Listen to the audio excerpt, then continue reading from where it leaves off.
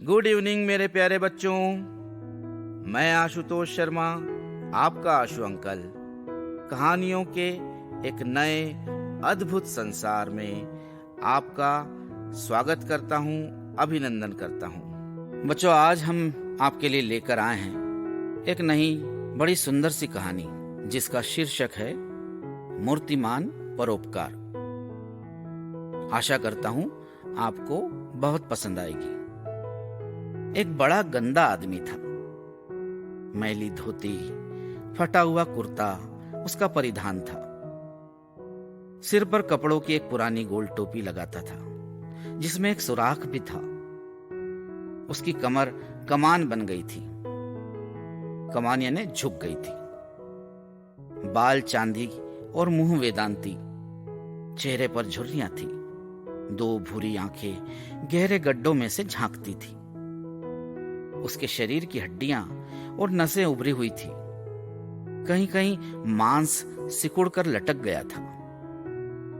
School के सामने वाली झोपड़ी में उसने एक छोटी सी दुकान बना रखी थी जहां से वो बच्चों को स्याही, कलम, पेंसिल, कॉपी आदि छोटी छोटी चीजें प्राप्त हो जाया करती थी। उसी दुकान से उसका जीवन निर्वाह होता था। सुना जाता है कि उसके पास कुछ खेती भी थी और वो एक गांव में रहता था। उससे लड़कों ने खेती छीन ली थी और उसे घर से निकाल दिया था। उसने भी कभी अच्छे दिन देखे थे। अब तो वो किसी प्रकार जीवन के दिन पूरे कर रहा था। सभ्यता के नाते मैं उस गंदे आदमी को बाबा जी कहा करता था।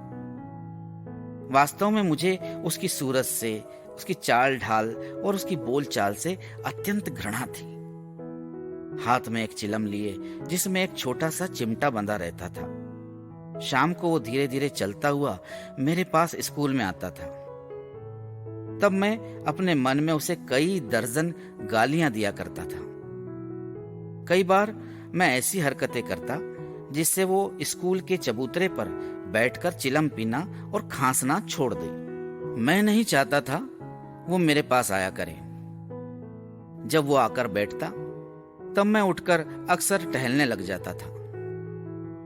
जब वो मुझसे बातें करने लगता तब मैं कोई किताब पढ़ने लग जाता, मगर मेरी इस बेजारी का कोई असर उस पर नहीं पड़ता था। जहां शाम हुई वो चिलम लेकर आ बैठता। कभी कभी कहता, मास्टर साहब ने रोटी तो बना ली होगी। मैं कहता, हाँ बना ली। हाँ, सब्जी क्या बनाई थी? आलू बनाए थे। हाँ, थोड़ी सब्जी बची भी होगी। इस प्रकार वो रोजाना मुझसे कुछ सब्जी या दाल ले लिया करता था। फिर एक काले रुमाल में बंधे 2 बाजरे के टिक्कड़ निकालता और बैठकर खाने लगता। ये देखकर मेरा जी जल उठता। गंदे कपड़े, गंदी रोटियां और खाने का गंदा तरीका। वो ये तो जानता ही न था कि सफाई क्या वस्तु होती है। उस बूढ़े ने मेरा जीवन दुभर कर डाला था। जितना खून रोजाना बनता था उससे दुना जल जाता था। उसे स्कूल में आने से कैसे रोकूं, यही चिंता मुझे दिन रात सताती रहती थी। एक दिन मैंने एक तरकीब सोच निकाली। शाम को जैसे ही वो स्कूल के चबूतरे पर आकर बैठा तब मैं गरज कर बोला, बाबा जी, कल शाम को जब तुम यहां आए थे तब मेज पर 10 रुपए का एक नोट रखा था ना महाराज, मुझे तो पता नहीं। हाथ जोड़कर रुलासे स्वर में उसने उत्तर दिया। इस प्रकार गिड़गिड़ाने से तुम यह साबित नहीं कर सकते कि नोट तुमने नहीं उठाया। मैं तुम सरीखे नीच लोगों को खूब पहचानता हूं। आप पहचानते होंगे महाराज, भगवान जाने जो मैंने वो नोट देखा भी हो। बगला भक्तों वाली बातें छोड़ो। अगर तुम बुरे ना होते तो तुम्हारे लड़के तुमको घर से क्यों निकालते? कमीना कहीं का, भाग जा यहां से। खबरदार जो फिर कभी इधर को रुख किया। वो मेरी तरफ देखता हुआ चिलम उठाकर चल दिया। मैंने उसका चेहरा देखा। वहां पर दिल हिला देने वाला एक दुखी दिखलाई पड़ा। उसका दिल टूट गया था। उसकी आंखें कह रही थी, मैं गरीब हूं, असहाय हूं, निर्बल हूं, परंतु इतना नीच नहीं हूं कि किसी की चोरी करूं। उस दिन से उसका आना जाना बंद हो गया। बोलचाल का तो प्रश्न ही नहीं उठता था। इस तरह से मेरे दिन आराम से कटने लगे। दिल दिमाग की बेचैनी खत्म हो गई। मैं प्रसन्न रहने लगा। कुछ ही दिनों बाद वर्षा ऋतु शुरू हो गई। प्रायः प्रतिदिन रात को वर्षा होने लगी। खैर, कोई बात नहीं, वर्षा ऋतु में वर्षा तो होगी ही ना। परंतु एक रात को तो वर्षा ने सारी सीमा तोड़ दी। संध्या के समय से जो वर्षा शुरू हुई तो थमने का नाम ही न लिया। मैंने जल्दी से भोजन बनाया और स्कूल के बरामदे में चारपाई पर लेट गया।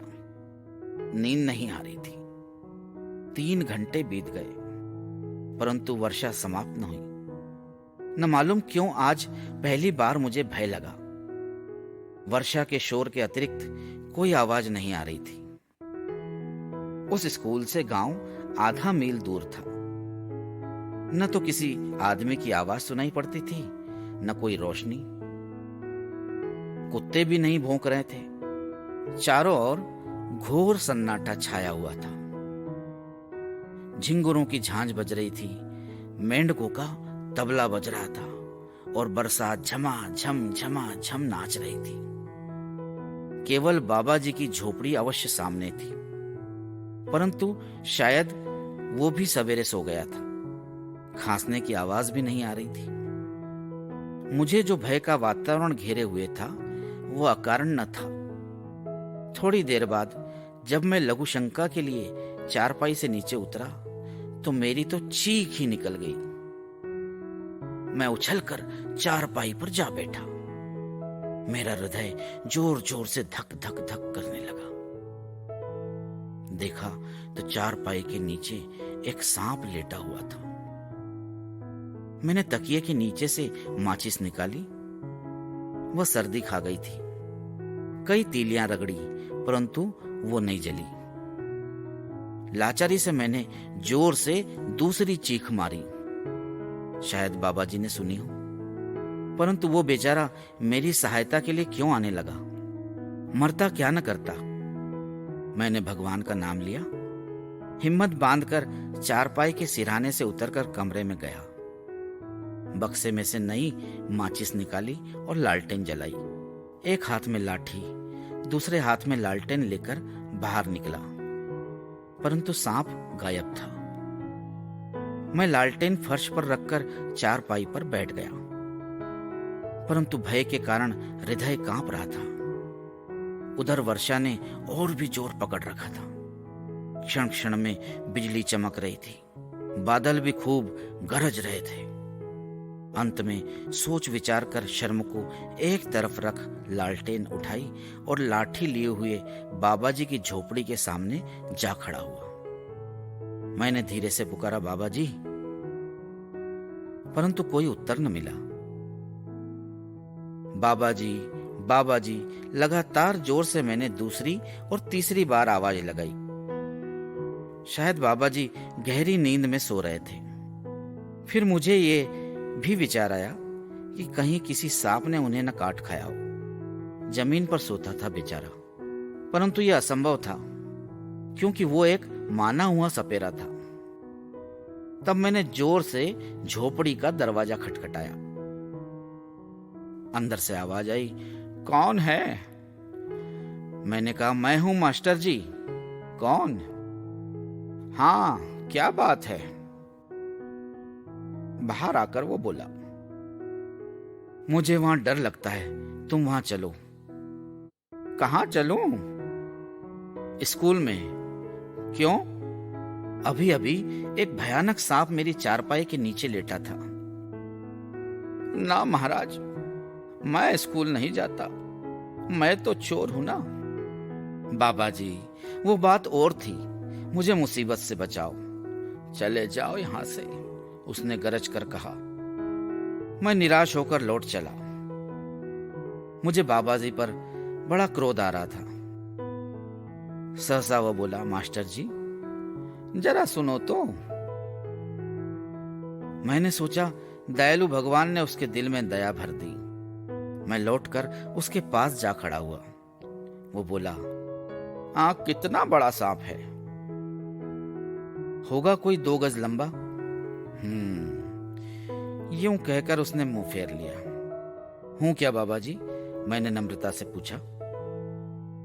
कुछ नहीं, कौड़िया नाग होगा, उसका कांटा पानी नहीं मांगता। तो फिर? मैंने गिड़गिड़ा कर कहा। तो फिर मैं क्या करूं? तुम जाओ। मुझे बड़ी निराशा हुई। उसने वापस बुलाकर मेरा भय और भी बढ़ा दिया था। मैंने सोचा कि इस बूढ़े का शरीर जितना गंदा है उससे भी ज्यादा इसका मन गंदा है। मेरे जी में आया कि इस स्वार्थी बूढ़े की गर्दन मरोड़ दूं। फिर मैं मुड़ा। उसका चेहरा देखा तो उसके आंसू बह रहे थे। मैं पश्चाताप की आग में जलने लगा। वो कठोर हृदय न था, भावुक हृदय था। मैंने पास जाकर कहा, मुझे क्षमा करो बाबा जी, मैंने चोरी की बात झूठ कही थी। मेरी आवाज आंसुओं में डूब गई। रोते हो मास्टर जी? भला इसमें तुम्हारा क्या अपराध? जब मेरे लड़कों ने ही मुझे घर से निकाल दिया तब दूसरे की क्या शिकायत? अपना अपना भाग्य है बाबू। उसने चुपके से अपने आंसू पोंछ लिए।